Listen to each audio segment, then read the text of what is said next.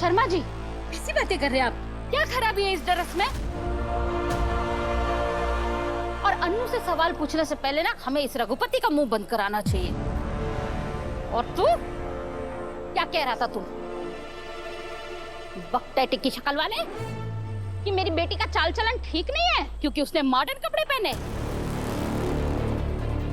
अरे मॉडर्न कपड़े पहनने से लड़की का चरित्र तय होता है ना, तो दुनिया की आधी लड़की जो है वो बच्चलन है, बुरी है। और सबसे बुरी है तेरी सोच, जो तूने मेरी बेटी का फोटो देख करके उसे कैरेक्टर सर्टिफिकेट देना चाहा। अनु ने आज तक मॉडर्न ड्रेस नहीं पहना क्योंकि उसे हिंदुस्तानी कपड़े पहनना अच्छा लगता है, इसलिए नहीं कि उसकी कोई मजबूरी है या हम उसे रोक टोक करते हैं। और आज अगर उसने ये मॉडर्न कपड़े पहने तो उसमें क्या बुराई है? अरे मैं तो कहती हूँ अन्नू ही नहीं, सिमरन और मोहल्ले की बाकी लड़कियों को भी अपनी मर्जी का कपड़ा पहनने का हक है।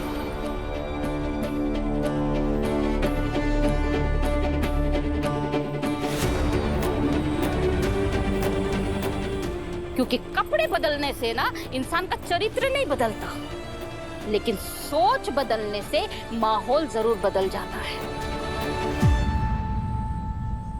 और तुझ जैसे घटिया इंसान को ना अपनी सोच बदलने की बहुत जरूरत है, क्योंकि तेरी सोच जो है ना वो पुराने जूते से भी ज्यादा घिसी हुई है। अपनी सोच बदल ले, वरना बहुत जल्दी मेरे हाथों तेरा पूरा हुलिया बदल जाएगा, समझा? पुष्पा, तू बिल्कुल सही बोल रही है। और ये कौन से जमाने की बात कर रहे हैं रघुपति भैया आप? कितना वेला टाइम है आपके पास? जाकर पोस्टर छपवा कर ले आए। अरे कुछ काम वाम कर लो भैया। बड़े ही फालतू आदमी हो रघुपति भाई साहब आप। चलो अपने अपने घर। अरे एक बात, मेरी बेटी इन कपड़ों में बुरी नहीं लग रही है, बल्कि परी लग रही है। लेकिन तुझे उसकी खूबसूरती दिखाई नहीं देगी क्योंकि तेरी आंखों में तो गंदगी का चश्मा चढ़ा हुआ है। आज के बाद अगर मेरी बेटी के खिलाफ एक शब्द भी बोला ना तो मैं तेरा मुंह तोड़ दूंगी। चला।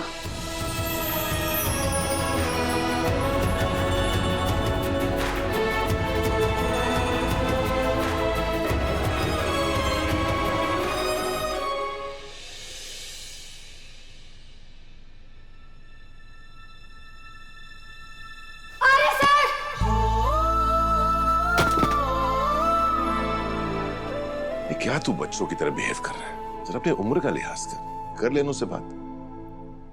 ये तू क्या हमेशा एज कार्ड मेरे सामने फेंकता रहता है? कभी तो मैं अपनी एज के अकॉर्डिंग ही बिहेव करता हूँ। 365 दिन 24 घंटे। अगर मैंने 2 मिनट सब कुछ भुलाकर मैं अपने दिल की बात सुनना चाहता हूँ तो इसमें कौन सी बड़ी बात हो गई? वैसे भी दिल तो बच्चा है जी, इस पे गाना बनाया और शायद फिल्म भी बनी है। इन अनु को बुरा लगा होगा, और जो मुझे बुरा लगा उसका क्या? मैं हमेशा अनु की सोचता हूं, लेकिन इस बार मैं अपने लिए सोचना चाहता हूं। लेकिन जिस दिल की तू बात कर रहा है, जिस दिल की तू सुन रहा है, उस दिल का रास्ता भी तुझे अनु ने देखा है। तो फिर तू उससे कैसे नाराज रह सकता है? यार कभी कभी बचपना करने की आजादी होनी चाहिए, अपनी मर्जी करने का ऑप्शन होना चाहिए। लेकिन ये बात भी तो तुझे अनु के प्यार नहीं सिखाई, तो फिर तू अनु से नाराज कैसे रह सकता है?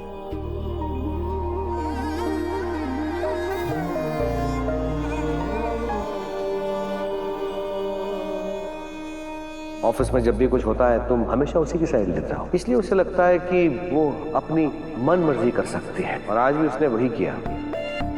जब भी अपने दिल की सुनने जाता हूं तो ये झंडे महाराज की कई बातें याद आ जाती हैं। क्या करूं? अपने दिल की सुनूं या झंडे की?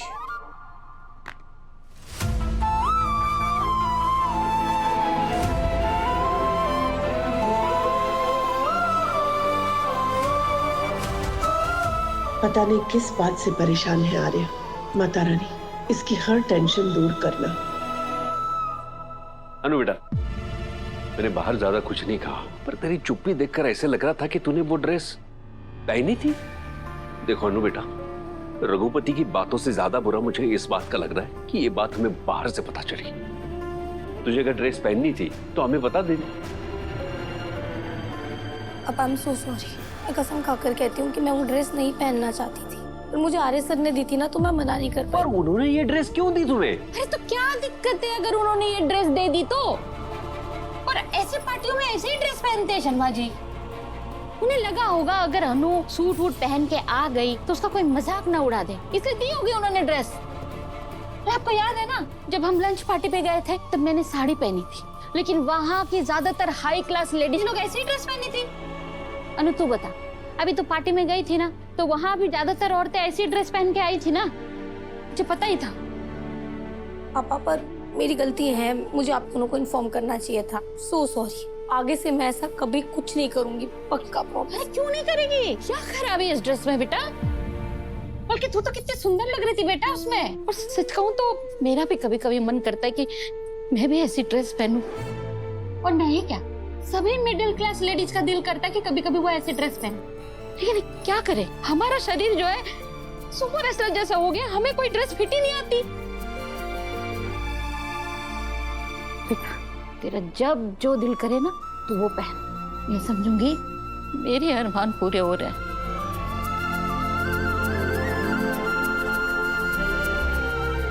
और इस बात से ना तेरे पापा को कोई दिक्कत नहीं है। क्यों जी, है कोई दिक्कत आपको? नहीं है। देखा, पर एक बात से दिक्कत है। किस बात से? अनु के कुछ छुपाने से।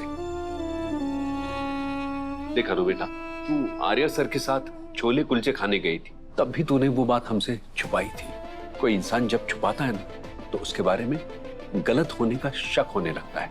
जब हमने कुछ गलत किया ही नहीं है तो फिर छुपाना क्यों?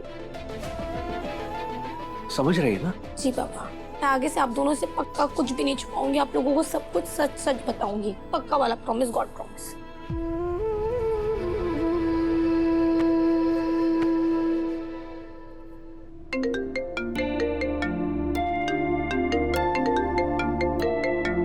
छेंडे का कॉल। हेलो, इतनी रात को कॉल? आपको कांग्रेचुलेट करने के लिए। आपका तीर ठीक निशाने पर लगा है। कौन सा तीर?